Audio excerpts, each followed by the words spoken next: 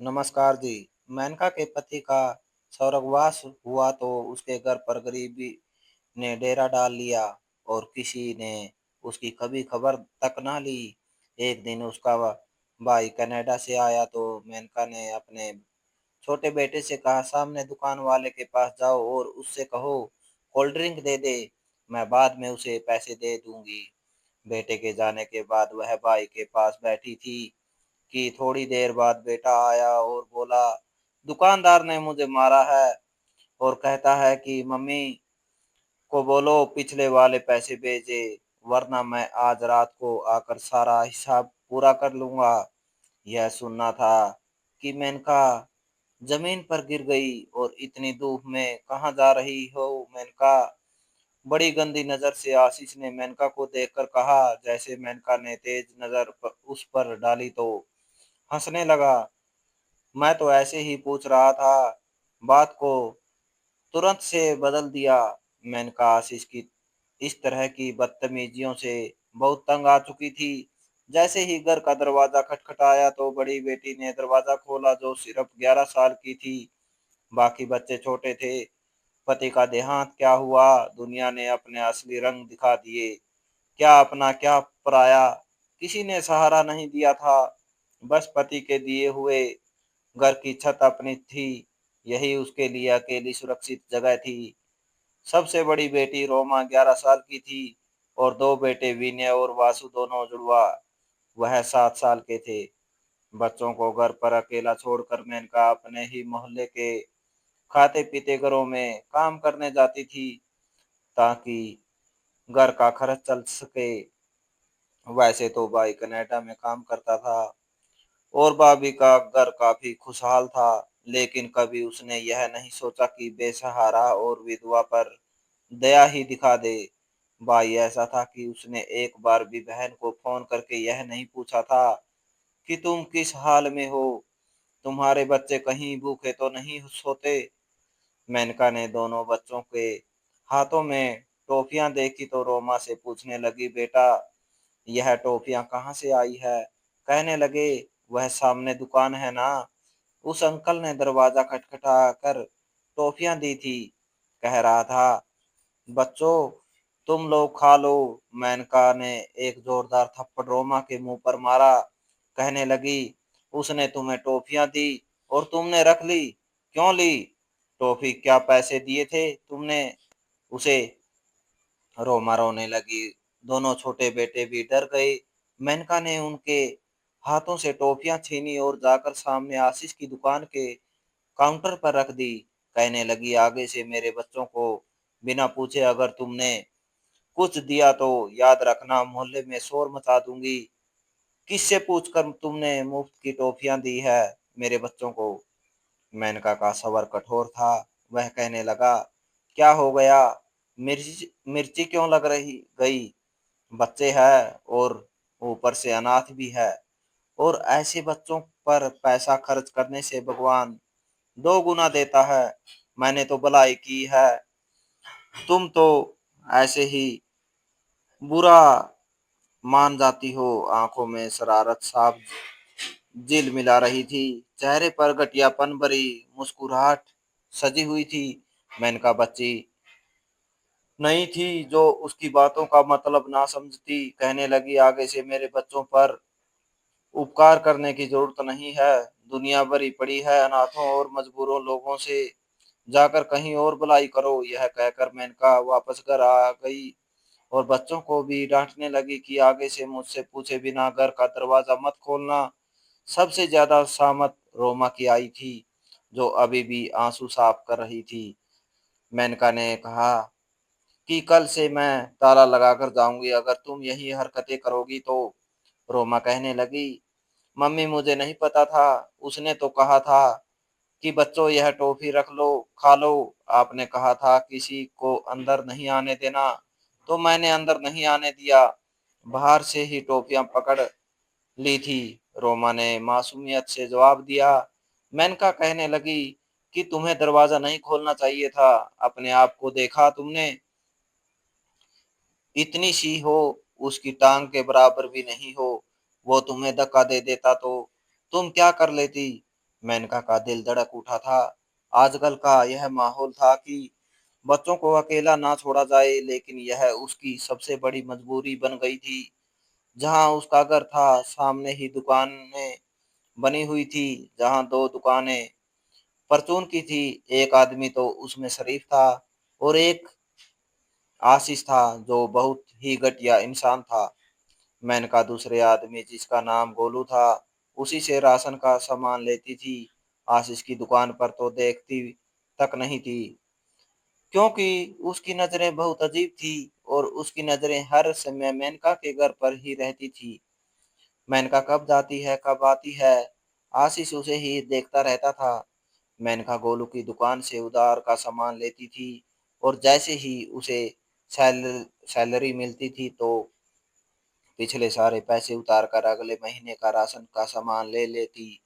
ऐसे उसका काम चल रहा था। फिर रोमा स्कूल जाती थी।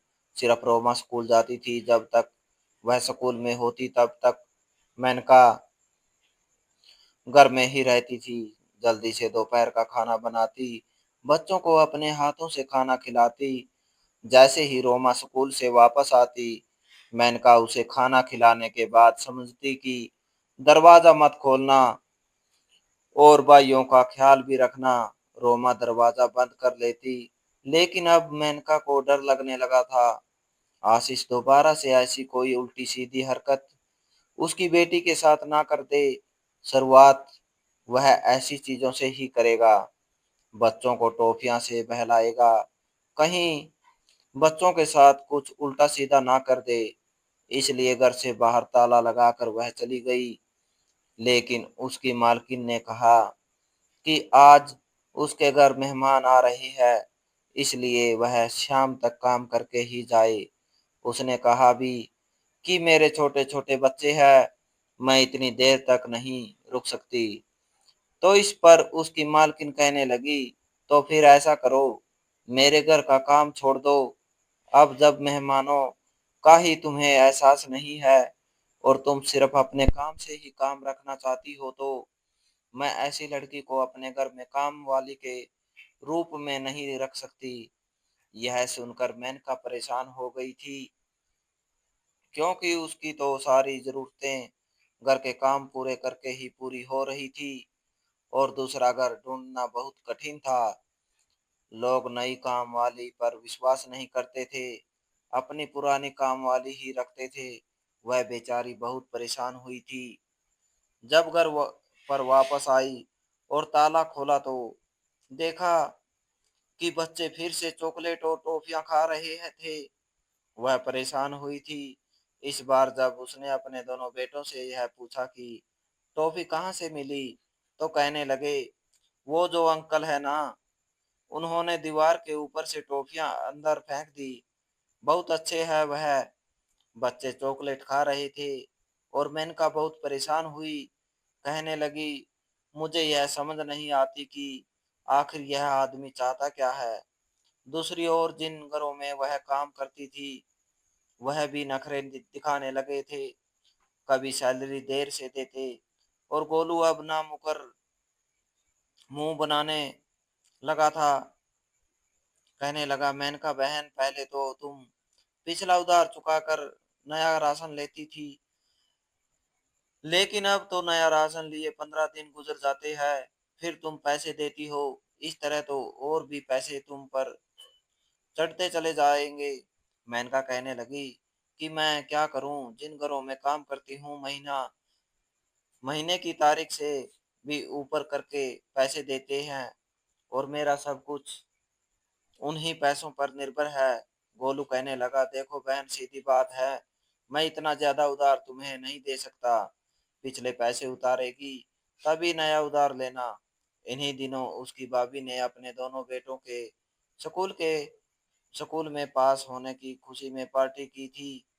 सबको बुलाया था, लेकिन मेनका और उसके बच्चों को नहीं बुलाया। बहुत बड़ा फंक्शन किया था। एक ही मोहल्ले में रहते थे। मोहल्ले की कई औरतों ने मेनका से कहा, तुम्हारी भाभी ने तो बहुत बड़ा फंक्शन किया है और तुम्हें नहीं बुलाया। तुम तो उसकी इकलौती ननद हो। मेनका कहने लगी, नहीं भाभी ने तो बुलाया है, बस मेरी ही कुछ तबीयत ठीक नहीं थी और मैंने ही कहा कि जाऊंगी, तो बच्चों को कौन संभालेगा। ऐसी तो कोई बात नहीं। मेनका ने भाभी की इज्जत ही रखी थी, लेकिन बच्चे जिद करने लगे कि उन्हें भी जाना है, अच्छा खाने को मिलेगा। मेनका तो सिर्फ दाल सब्जी ही बनाती थी या कभी कभी तो चटनी अचार से ही बच्चों को खाना खिलाकर उनका पेट भर देती थी। इससे ज्यादा उसकी क्षमता ना थी। मेनका कैसे चली जाती जब भाभी ने बुलाया ही नहीं था। इसलिए बच्चों को डांटने लगी। बच्चे रोने लगे। मेनका कहने लगी, मेरे सर में दर्द है, ऐसा करो जाओ गली में जाकर खेल लो, लेकिन एक डेढ़ घंटे में वापस आ जाना। तीनों बच्चे गली में चले गए। मेनका चारपाई पर लेटकर सोचने लगी, आंसू बहाने लगी कि जब कार्तिकेय जिंदा था तो यही भाभी और भाई उसकी कितनी आवभगत करते थे। जब से उसका एक दुर्घटना में देहांत हुआ था, कोई पलट कर देखता ही नहीं, ना उसके मायके वाले ना ससुराल वाले। सब कुछ कार्तिकेय से ही था। कार्तिकेय क्या गया। काले पानी की सजा मेनका को सुना दी गई। जहां सिर्फ परेशानियां ही परेशानियां थी, कहाँ उसकी जिंदगी में पति के रहते ऐश था। हर चीज की जिम्मेदारी कार्तिकेय की थी। मेनका तो चिंता मुक्त रहती थी, बस उसे बच्चे संभालने होते थे या फिर घर। लेकिन अब घर भी संभालना पड़ता था, कमाना भी पड़ता था, 10 लोगों की बातें भी सुननी पड़ती थी, कभी किसी की कड़वी कटीली बात भी सुननी पड़ती थी। चुपचाप सुन भी रही थी, किसी से कोई शिकायत नहीं कर रही थी, मगर अब आंखों में से आंसू बह रहे थे। रोते रोते उसकी आंख लग गई। जब आंख खुली तो होश उड़कर रह गए। बच्चे अभी तक घर नहीं आए थे। जल्दी से बाहर गई तो देखा कि आशीष उन्हें अपनी दुकान पर बिठाकर चिप्स खिला रहा था, साथ में जूस पिला रहा था। तीनों बच्चे जूस के डब्बे हाथ में लेकर जूस पी रहे थे। यह देखकर मेनका आग बबूला हुई थी। कहने लगी, तुमको समझ क्यों नहीं आता? क्यों हर समय तुम परेशान करते रहते हो? छोड़ो मेरे बच्चों को। तुमको किसको कहा कि इन्हें जूस और चिप्स खिलाओ? वो कहने लगा, ऐसा क्या हो गया? बच्चे भूखे थे, खिला दिया तो क्या हुआ? वह कहने लगी, मुझे नहीं चाहिए तुम्हारा उपकार। उसने जोर जोर से तीनों बच्चों के मुंह पर थप्पड़ मारा। उन्हें घर ले गई। फिर अपनी अलमारी के अंदर से कपड़ों के नीचे से कुछ रुपए निकाले और सामने आशीष की दुकान पर फेंक दिए। इस बार आशीष के माथे पर बल पड़े थे, लेकिन उसने कहा कुछ नहीं। 2 दिन बाद मेनका की भाभी घर आई थी। जो खाना फंक्शन में बच गया था और बासी हो चुका था, वह उसके घर पर देने आ गई। कहने लगी, मेहमान बहुत ज्यादा थे, इसलिए मैंने तुम्हें नहीं बुलाया। हाँ, यह खाना ले लो, बच्चों को खिला देना। मेनका ने देखा तो खाना खराब हो चुका था। कहने लगी, नहीं भाभी, इसकी जरूरत नहीं है, बच्चे वैसे भी खाना खा चुके हैं, आप किसी और को दे दीजिएगा। उसकी भाभी कहने लगी, कितनी अकड़ है तुम में? मैंने तो पहले ही कहा था तुम्हारे भाई से कि मैं नहीं जाऊंगी मेनका के घर, क्योंकि उसकी नाक अभी भी बहुत ऊंची है, किसी की दया बर्दाश्त नहीं करती। मेनका कहने लगी, मैं मेहनत करती हूँ, दाल रोटी खिलाती हूँ, चटनी खिलाती हूँ, लेकिन आज तक मैंने कभी अपने बच्चों को बासी और बदबूदार खाना नहीं खिलाया। यह सुनना था कि उसकी भाभी दबके रह गई। कहने लगी, अरे अनाथ बच्चे कचरे से उठाकर खाते हैं, तुम तो शायद अपनी औकात ही भूल गई हो। यह कहकर वह चली गई। खाना भी साथ ले गई। मेनका को बहुत दुख हुआ था। क्या समझ रखा था उसकी भाभी ने उसे? कुछ भी था, लेकिन वह मेहनत करके कमा रही थी, अपने बच्चों का पेट पाल रही थी। जब उसे गरीब ननद को अपने घर के प्रोग्राम में बुलाना स्वीकार नहीं था, तो बासी खाना क्यों उठा कर ले आई थी? अगले दिन जब मेनका काम पर गई तो जिस घर में वह काम करती थी, उसकी भाभी पहले से ही उस घर में बैठी हुई थी। उसकी मालकिन के साथ बातों में व्यस्त थी। जब मेनका को देखा तो माथे पर बल डाल लिए, कहने लगी, तो तुमने यह काम वाली रखी है अपने घर पर? वह कहने लगी, हाँ। फिर पता नहीं दोनों ने कान में क्या खुसर फुसर की कि उसी शाम को उसकी मालकिन ने जितने दिन मेनका ने काम किया था उसके पैसे दिए और नौकरी से चलता किया। वह पूछती रह गई कि आखिर आप मुझे बिना किसी कारण के काम से क्यों निकाल रही है? तो वह कहने लगी, नहीं, मैं तुम्हें नहीं रख सकती। हर एक को अपना घर प्यारा होता है। तुम जवान हो, सुंदर हो, पता नहीं मेरे पति पर कहीं डोरे ही ना डाल दो। यह सुनकर मेनका की आंखों से आंसू बहने लगे। उसने तो आज तक ऐसा कुछ नहीं किया था। अपने काम से काम रखती थी। उसने कभी भी मालकिन के पति को देखा तक नहीं था, ना ही नजरें उठाने की कोशिश की थी। जरूर उसकी भाभी ने ही इस औरत के कान भरे थे। पूरे 3500 का काम उसका छूट चुका था। चाहकर भी वह अपने आंसू रोक नहीं पाई थी। अपने आंसू साफ करते करते घर पहुंची थी। दरवाजा खुला तो बच्चों के रोने की आवाज आई। देखा तो छोटे बच्चे के सर पर चोट लग गई थी। वह परेशान हो गई। जल्दी से रिक्शे में बिठा के बच्चे को अस्पताल लेकर गई। उसके सर पर टांके लगे थे। घर आई तो परेशान हो गई, क्योंकि 2-2.5 हजार डॉक्टर के क्लिनिक पर ही लग गए। समझ नहीं आ रहा था कि महीना कैसे गुजारेगी। इस बार तो 1.5 महीने का राशन सर पर चढ़ गया था और अब गोलू उसे और राशन देने से भी इनकार कर चुका था। वह फूट फूट के रोने लगी। भाभी ने तो खुद कभी यह ख्याल नहीं किया कि विधवा के हाथ में ही कोई जरूरत के पैसे रख दे। बजाय देने के उसका काम भी छुड़वा दिया था। उस पर गलत आरोप लगाए थे। वह औरत तो पता नहीं मोहल्ले में कहाँ कहाँ मेनका के बारे में कैसी कैसी बातें करेगी। कहीं उसके दूसरे घर भी ना छूट जाए। मेनका बहुत परेशान थी। घर में राशन खत्म हो रहा था। दूसरे घरों में तो काम करने से उसे सिर्फ रुपए कम ही मिलते थे।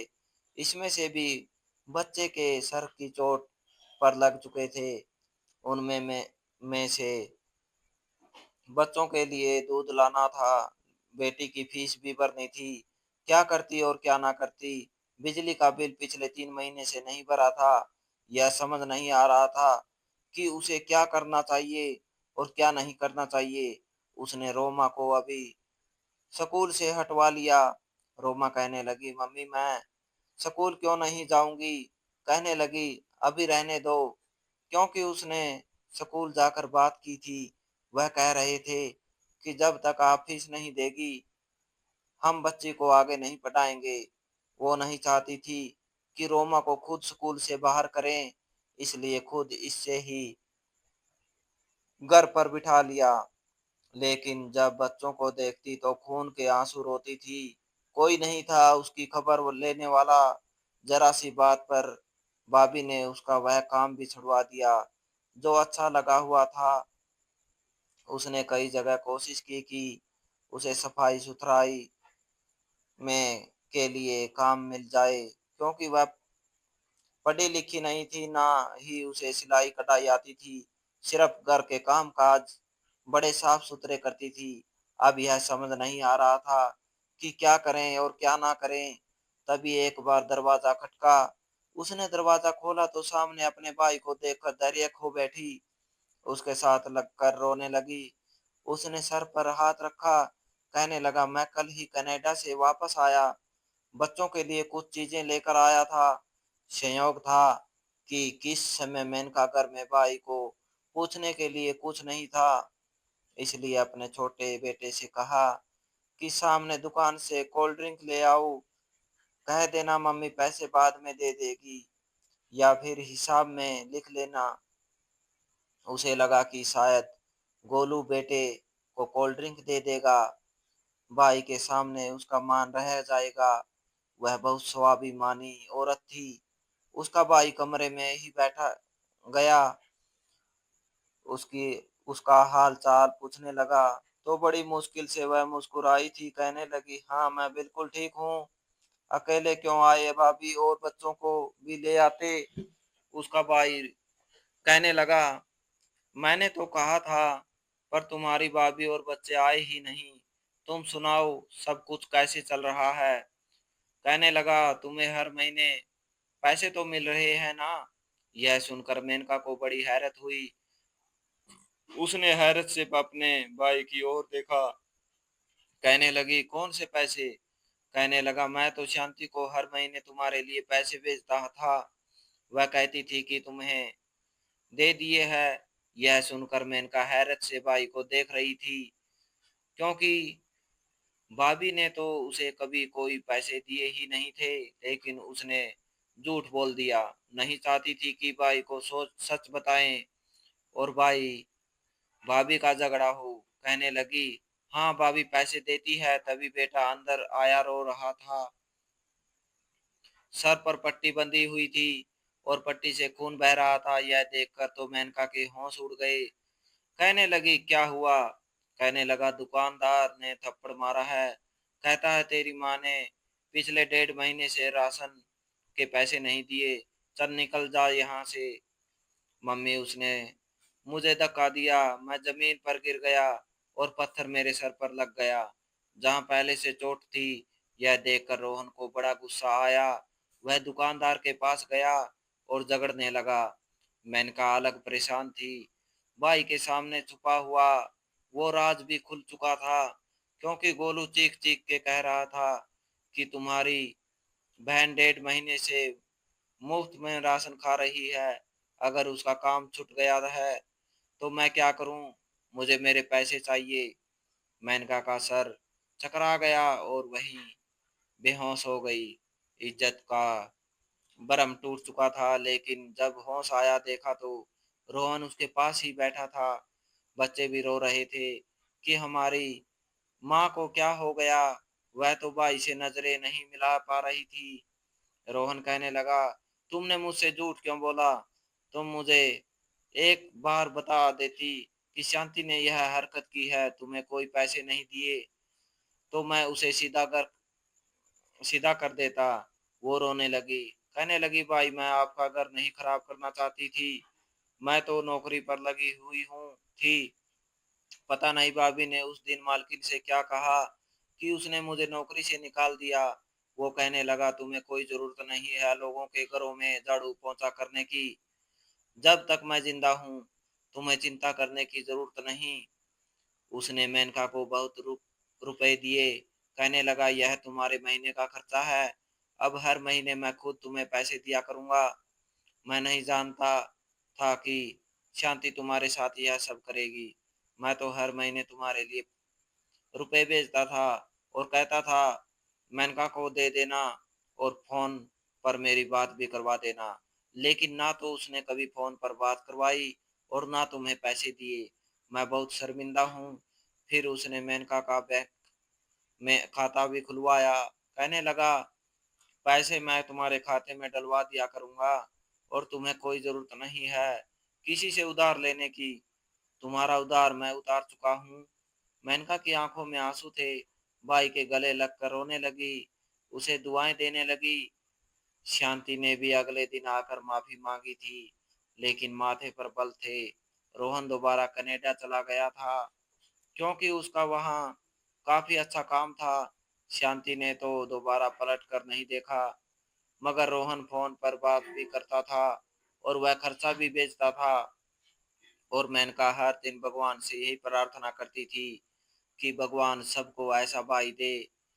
तो दोस्तों, इस कहानी को लेकर आपकी क्या राय है? कमेंट बॉक्स में कमेंट करके ज़रूर बताएं। और अगर आपको हमारी आज की कहानी अच्छी लगी हो तो प्लीज़ लाइक ज़रूर करें। अगर आपने अभी तक हमारे एसके की जुबानी 2.0 चैनल को सब्सक्राइब नहीं किया तो ज़रूर कर लीजिए। तो मिलते हैं ऐसी एक और मोटिवेशनल कहानी के साथ। Thanks for watching.